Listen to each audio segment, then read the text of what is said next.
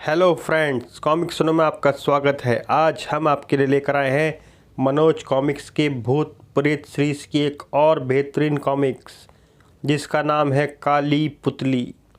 तो चलिए टाइम बर्बाद न करते हुए शुरू करते हैं। असीम शक्तियों का भंडार है तंत्र मंत्र। इसका सदुपयोग अगर संसार को सुख समृद्धि से भरपूर कर सकता है तो इसका दुरुपयोग कहर भी ढा सकता है। जाओ भानुमति, तुम्हारा काम हो चुका है। अब आप दोनों अग्नि देवता को साक्षी मानते हुए अग्नि के समक्ष 7 फेरे लेंगे। ओम अग्नि साक्षी स्वाहा। तभी नहीं है सिद्ध की हुई काली पुतली, मुझे फौरन ही कुछ करना होगा। बेटी बचो, नहीं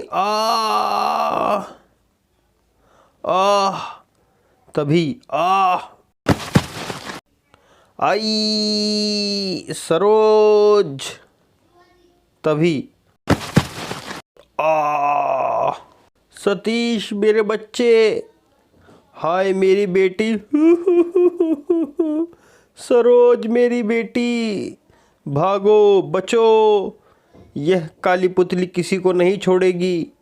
तभी पूर्णचंद भागता हुआ वापस विवाह मंडप में आ पहुंचा।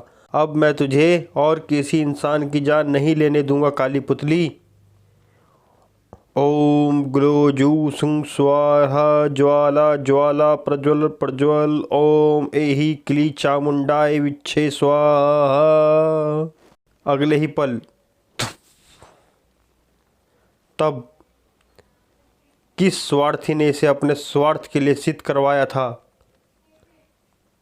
जल्दी बोलो, वरना मैं तंत्र बल से पता लगाकर उसका सर्वनाश कर डालूंगा।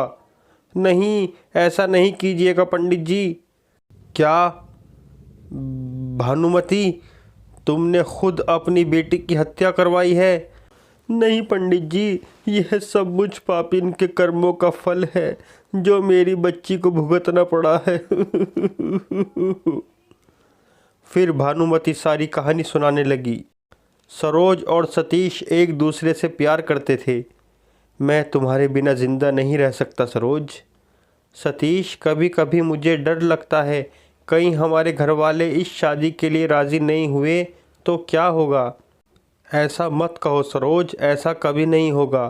तुम अच्छी तरह से जानते हो सतीश, तुम्हारे पिताजी और मेरे डैडी एक दूसरे को पसंद नहीं करते, फिर वह हमारी शादी के लिए भला हामी कैसे भर सकते हैं। तुम चिंता मत करो सरोज, मैं आज ही पिताजी से इस बारे में बात करूंगा। चलो अब घर चलें। मैंने सरोज से कह तो दिया, लेकिन क्या पिताजी इस शादी के लिए तैयार हो जाएंगे? अगर सतीश की शादी कहीं और तय हो गई तो मेरा क्या होगा? सतीश जैसे ही अपने घर पहुंचा, आओ बेटा सतीश। यह मेरा बेटा सतीश है। नमस्ते। जुग जुग जियो बेटा।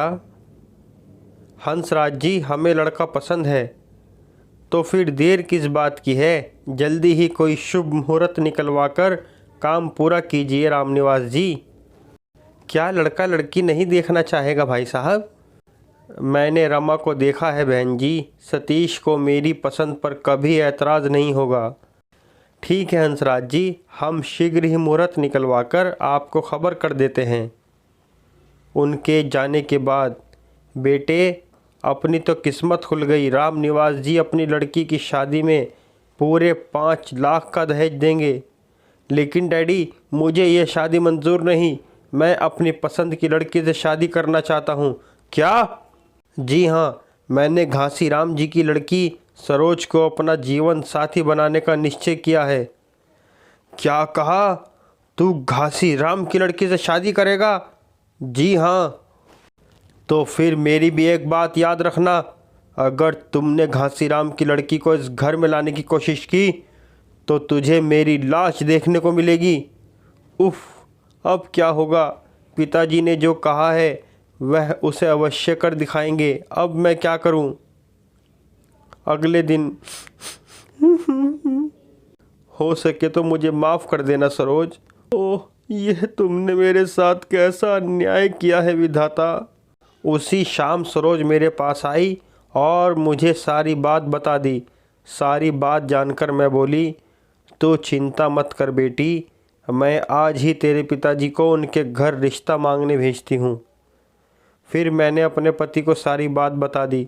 सारी बात जानकर वह रिश्ते की बात करने हंसराज जी के घर गए। लेकिन वाह, पहले तो बेटी मेरे बेटे को फंसा रही थी, अब तुम अपनी लच्छेदार बातों के जाल में मुझे फंसाना चाहते हो। ऐसा मत कहिए हंसराज जी, सरोज सतीश के बिना अपनी जान दे देगी।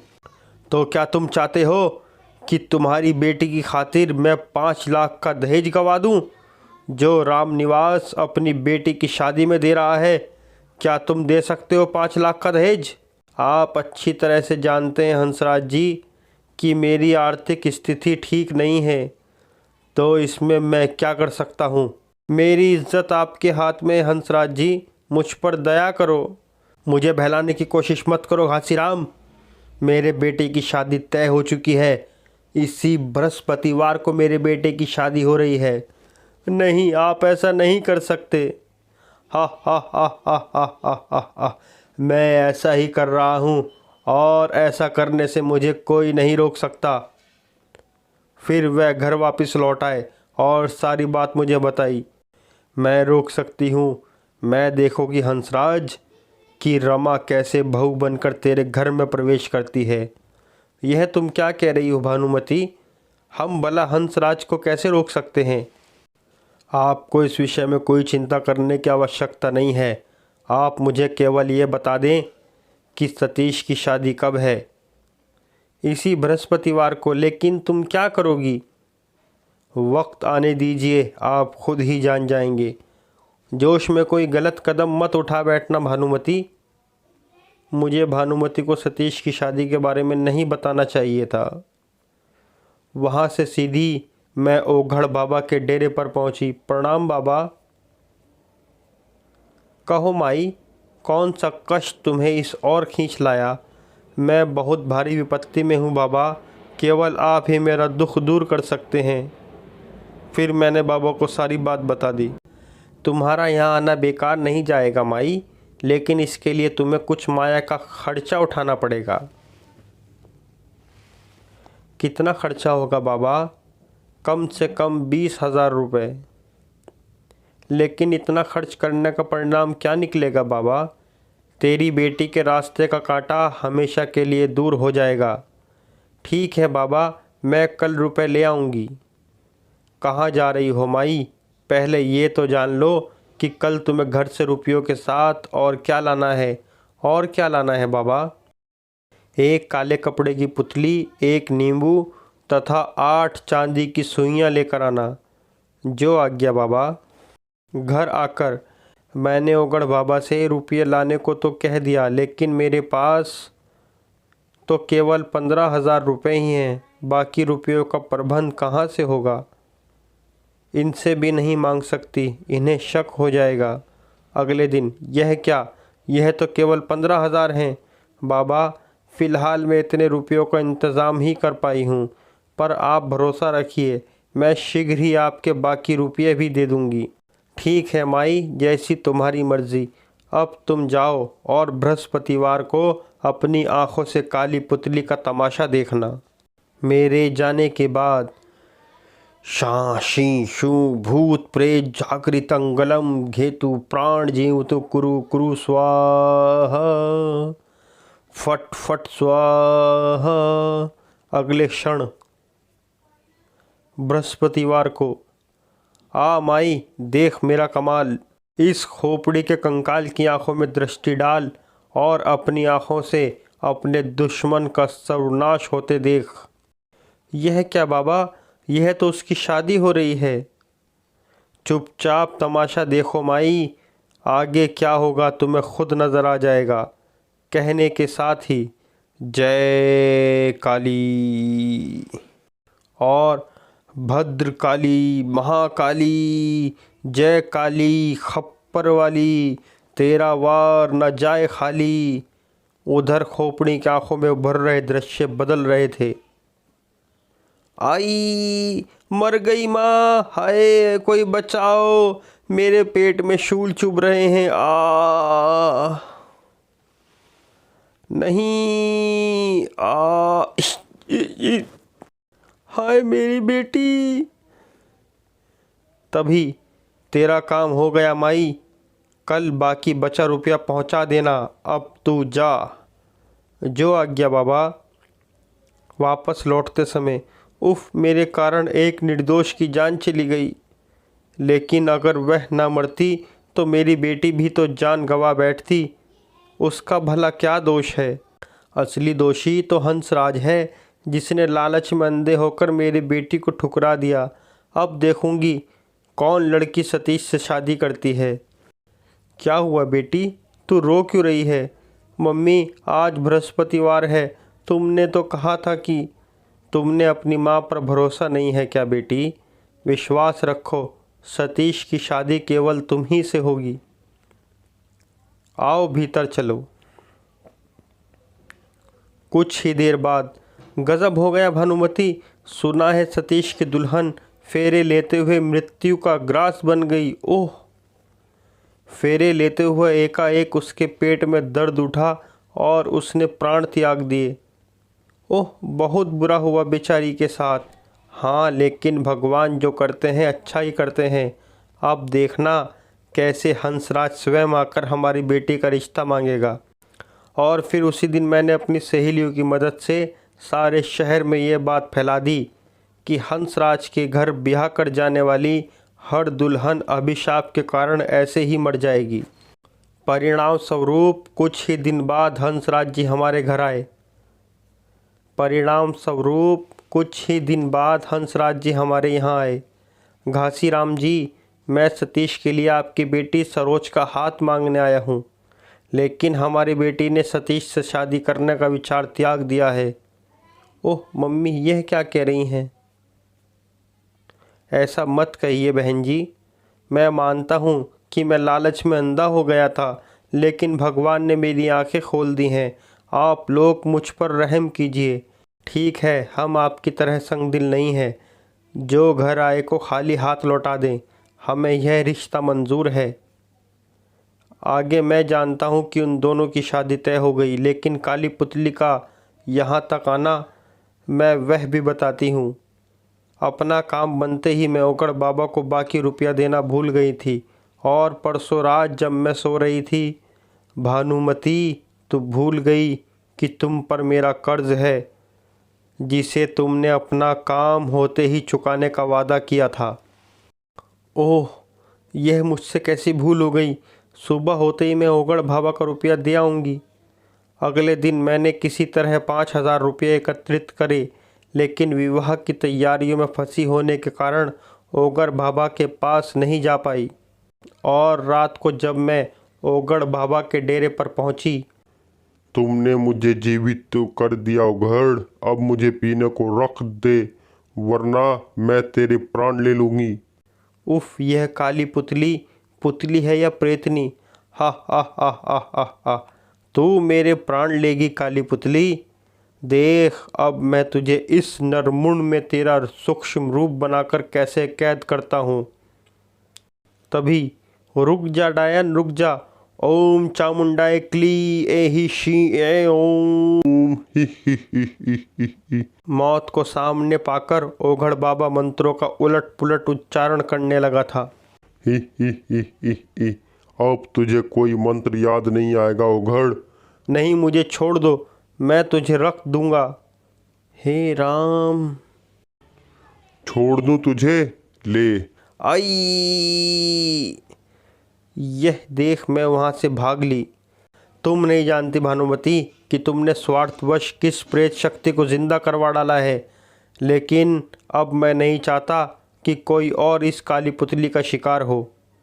और फिर पंडित पूर्णचंद ने वहीं एक गहरा गड्ढा खुदवाकर उसमें पुतली को दफन करवा दिया। अगली रात, घासीराम, तूने और तेरी पत्नी ने उस दिन अपने घर में मेरा जो अपमान किया था, मैं उसका बदला अवश्य लूँगा। जिस काली पुतली के बल पर भानुमती और घासीराम ऐठ रहे थे, मैं उन्हें उसी काली पुतली का नज़ारा दिखाऊंगा। यह सोच बाहर आकर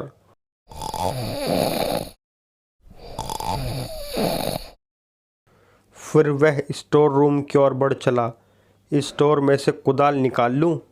वहाँ से वह सीधा उस स्थान पर पहुँचा जहाँ कल उसने पूर्णचंद के साथ काली पुतली दबाई थी। वह रही काली पुतली। और जैसे ही उसने नीचे झुककर काली पुतली को उठाना चाहा, नहीं, ही ही ही ही ही ही ही ही ही ही ही ही ही ही ही ही ही ही। कुछ क्षण बाद ही ही ही ही ही मेरी शक्ति और बढ़ गई। ही ही ही ही ही ही।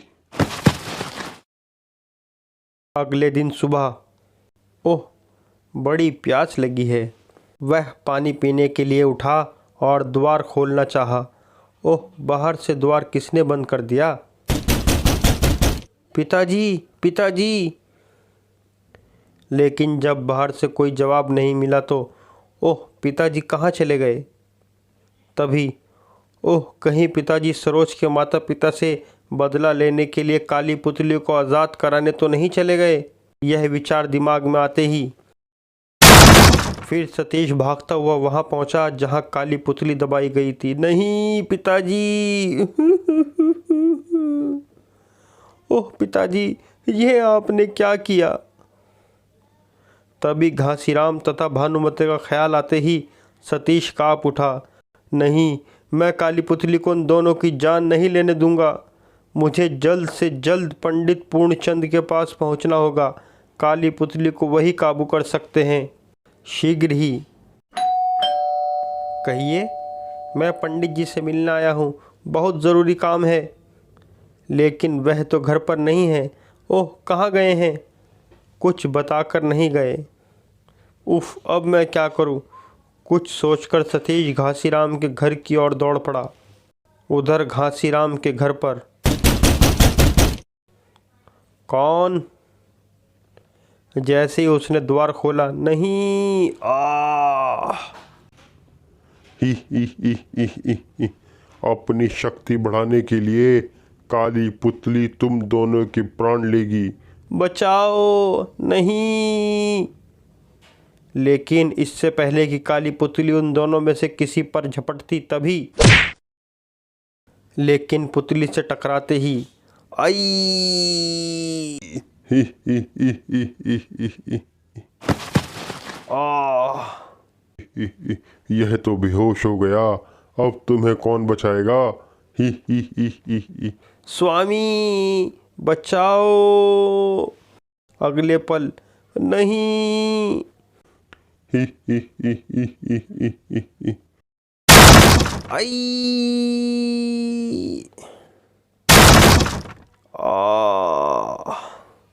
ही ही ही ही ही ही। यह तो गए, अब इसे देखती हूँ। ही ही ही ही ही ही।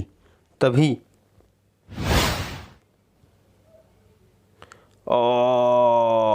अगले पल आई। कुछ देर बाद जब सतीश को होश आया, पंडित जी आप यहाँ, वह पुतली कहाँ गई? वह नष्ट हो गई पुत्र, वह देखो राख का ढेर। लेकिन पंडित जी आप यहाँ कैसे पहुँच गए? तुम्हारे पिता की मृत्यु की खबर मिलते ही मैं समझ गया था कि काली पुतली आज़ाद हो चुकी है। इसलिए मैं भोले बाबा का ये त्रिशूल लेकर यहाँ आया था। काश मैं इसे उसी रोज़ इसलिए मैं भोले बाबा का यह त्रिशूल लेकर यहाँ आया था। काश मैं इसे। अगर आपको हमारी ये कॉमिक्स पसंद आई तो हमारे चैनल को लाइक करें, सब्सक्राइब करें और घंटी का बटन भी दबा दें ताकि आपको हमारी कॉमिक्स सबसे पहले मिले। धन्यवाद।